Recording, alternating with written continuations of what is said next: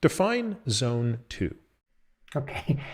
Okay. So zone 2 or Z2, right?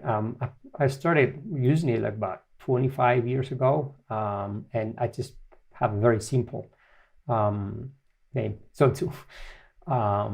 It is, from my point of view, it is the exercise intensity at the one you are stressing the mitochondria and oxidative capacity to the most. This is where you're recruiting mainly type 1 muscle fibers. This is where you are mobilizing the highest amount of fat, both from lipolysis, from adipose tissue, as well from fat oxidation inside the mitochondria. And this is also where you stimulate all those that bioenergetics, which is oxidative phosphorylation. This is where you burn both the fat inside the mitochondria as well as the glucose inside the mitochondria. There's not a very high glycolytic flux that it's going to be transformed into pyruvate and reduced to lactate, but that flux still is oxidized inside mitochondria. And this is, looking at from bioenergetics standpoint, this is what I would consider the zone 2. And what I have seen is that throughout the years is that this is the exercise intensity that achieves or stimulates that mitochondrial function and fat oxidation and lactate clearance capacity the most. Because that's the other thing too. This is where there are other things involving lactate. So lactate is a great fuel to the cells. In fact, it's probably the preferred fuel for the cells, for most cells in the body. This is a work that my colleague and mentor and friend George Brooks discovered, right? You should have him someday in the podcast because he's fascinating. I mean, I would not be surprised if someday soon we hear that he wins the Nobel Prize. He's amazing guy. And every time I talk to him, I'm still learning a lot of things, and I've been translating a lot of his research. But yeah, that's how I see that. Yeah, you have within the mitochondrial function, you see how lactate is oxidizing the mitochondria back to energy, right? So and that happens at that in those muscle fiber types. Those muscle fiber types and the mitochondria of those fiber types also develop these transporters, which are MCT1s, which are the ones that transport lactate inside the cell and inside mitochondria. So when you stimulate that training zone, you stimulate all these energy systems and the components that come with them. So let's talk about the different ways that one can go about estimating this. Based on the definition you've just given, it seems to me that the purest way to estimate this would be via indirect calorimetry, because that will actually tell us the fat oxidation. Is that a fair assessment? Yes, it's a very good assessment, and that usually that usually correlates with the fat max. That's how we call it too, right? With fat oxidation, and when you see that you start oxidizing fat and might increase in many cases and gets to a point that is it maxes out, which is the fat max, and then it starts going down sharply, right, as exercise intensity increases. So let's tell people how that's measured, because I think it's we do this with all of our patients, and I find it to be not that easy to explain because there's some physiology involved and there's some math involved. But let me try to see if I can explain this to folks. So you hook me up to an indirect calorimeter. Mm-hmm. So you're going to put a little plug on my nose. You're going to put a mask over my nose and mouth. That mask has the ability to measure the amount of oxygen that I consume, mm-hmm. because it has a sensor for O2. So it knows that the O2 that's coming in is at 21%. The air is coming in at 21% O2, and mm-hmm. whatever I exhale is the difference between that. So you can now tell how much O2 is consumed, and you can have a similar sensor for carbon dioxide, so you know how much carbon dioxide is produced. So it's very easy to measure consumed oxygen and produced carbon dioxide, provided you can completely isolate around the nose and the mouth. Yeah. As you hook a person up to some form of ergometer, usually a bike, but could be a treadmill, a rowing machine, or something like that, you can increase the demand on the muscle. So you increase the wattage or the speed or the something. Mm-hmm. You then get out these numbers, VO2 and VCO2, which are what we just talked about. So consumption of oxygen, production of carbon dioxide. These numbers fit into a relatively straightforward linear equation called the Weir equation, and it tells you three things. It tells you total energy consumption in kilocalories per minute.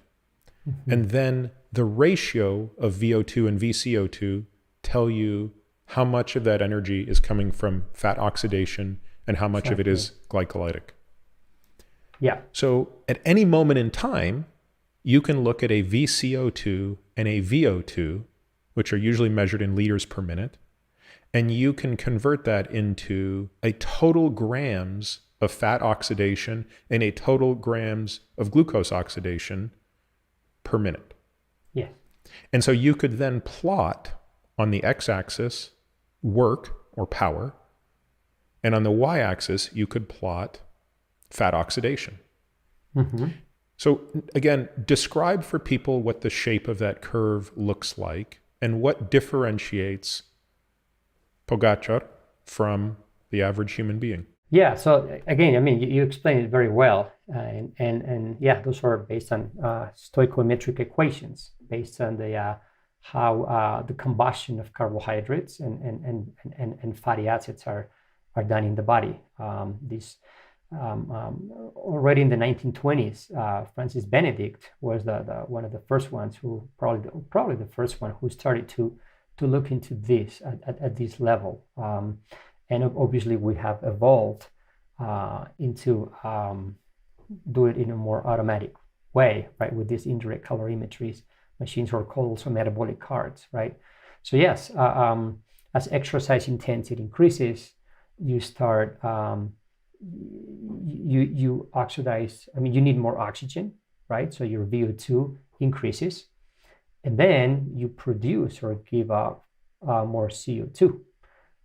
So this is kind of what it shows. When you're in a more lipolytic state, more fatty oxidation state, you still consume oxygen, but you do not produce as much CO2, right?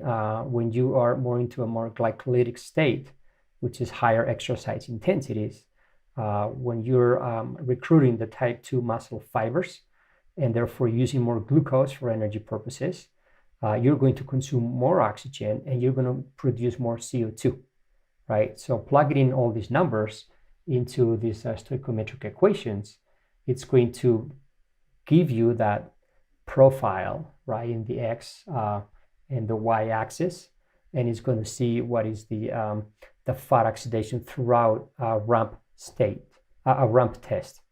And this is where you're going to see that elite athletes like Pogačar, they have an amazing fat oxidation capacity compared to other competitive athletes or recreationals or people with even type 2 diabetes or metabolic syndrome, or in a recent study that we have published with COVID patients. So it reflects in a way ultimately what happens in your mitochondria and how the mitochondria oxidizes those fuels at different exercise intensities. So for example, let's say at an intensity of 200 watts, like an elite athlete doesn't need to incur in that glycolytic capacity as much as someone who is not very well trained.